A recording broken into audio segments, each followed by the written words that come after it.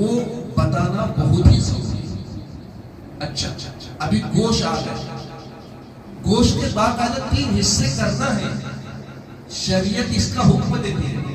ایک حصہ اپنے لیے، ایک حصہ غریب یتیم مسکین بیوہ ان کا حق ہے، اور ایک حصہ دوست برادر پڑوسی ان کے لیے۔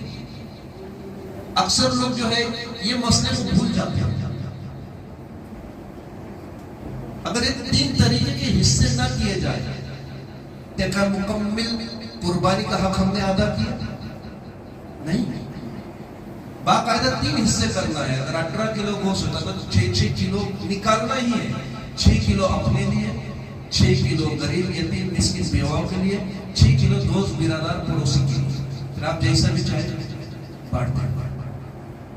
اچھا اس میں ایسا ہے کہ تینوں حصے برابر برابر ہو، ایسا نہیں ہے چاپ ہمارے لیے رکھیں گے، ران ہمارے لیے رکھیں گے، کلیجے ہمارے لیے رکھیں گے، باقی سب بانٹ دیں گے، تو شریعت کی اس کی عزت ہے۔ نیت میں سب دار و مدار رکھی گئی ہے۔ اللہ تعالیٰ کو کچھ ہمارے جانور کی ضرورت نہیں ہے، اللہ تعالیٰ کچھ گوشت نہیں کھاتا ہمارے جانور کا، اللہ کو کوئی ضرورت نہیں ہے۔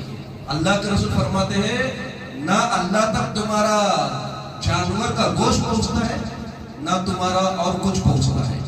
اللہ صرف تمہاری نیت کو دیکھتا ہے، نیت کو دیکھتا کہ قبول کرتا ہے۔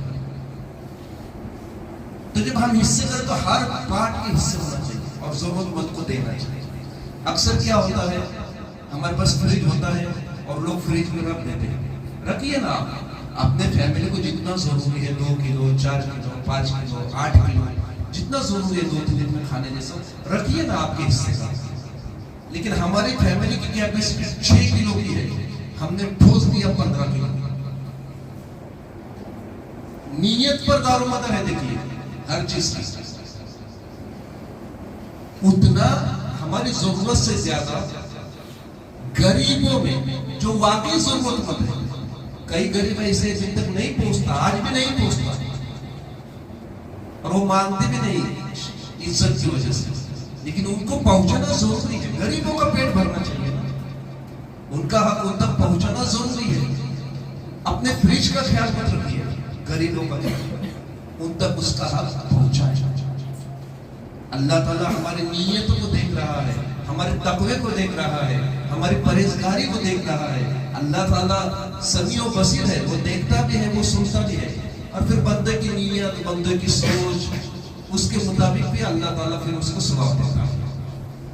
تو ہماری سوچ اعلیٰ قسم کی ہونا چاہیے، ہمارا قربانی کا جذبہ اعلیٰ قسم کا ہونا چاہیے۔ صرف جانور نہیں قربان کر رہے ہیں، بلکہ یہ اللہ مجھے ایسی توفیق دے کہ جس طرح جانور ذبح کیا، میں اپنی تمام نفسانی خواہشات کو بھی تیری راہ میں قربان کرتا ہوں۔ یہ افضل نیت ہوتی ہے۔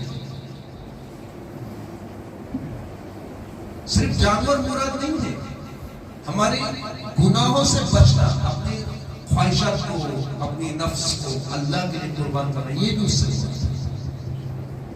تو قربانی کرو خاص اللہ کے لیے، اور نماز پڑھو خاص اللہ کے لیے۔ اللہ تعالیٰ نے صاحب نصاب بنایا ہے، تو اس میں لاپرواہی کرنا ہمارے لیے دنیا میں بھی گھاٹا ہے اور آخرت میں تو گھاٹا ہی گھاٹا ہے۔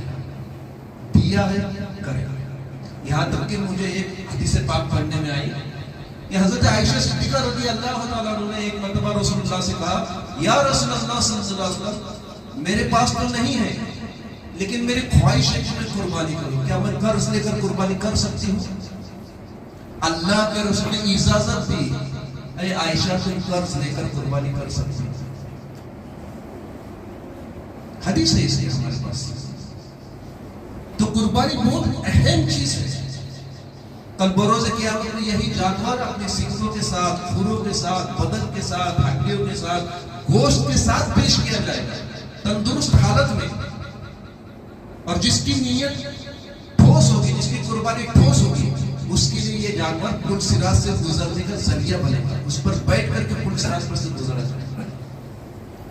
تو قربانیاں ہمارے لیے، صاحب نصاب کے لیے، دنیا و آخرت میں بھلائی کا کام ہے، نیکیوں کا کام ہے۔ تو اس سے لاپرواہی ٹھیک ہے۔ اس کے بعد کل ہی 10 ذی الحجہ رہے گی، عید کی نماز رہے گی. آپ حضرت خیال رکھیے کہ عید کی نماز واجب ہے، عید الاضحیٰ کی نماز واجب ہے. اس سے پہلے فجر کی نماز فرض ہے، وہ پڑھنا ضروری ہے. واجب سے زیادہ اہمیت اس کی ہے. واجب نماز آپ کو پڑھنا ہے. اور کل ہم نے یہاں پر نماز کا وقت رکھا ہے، پہلی جماعت ہوگی صبح 7 بجے. کتنے بجے؟ صبح 7 بجے.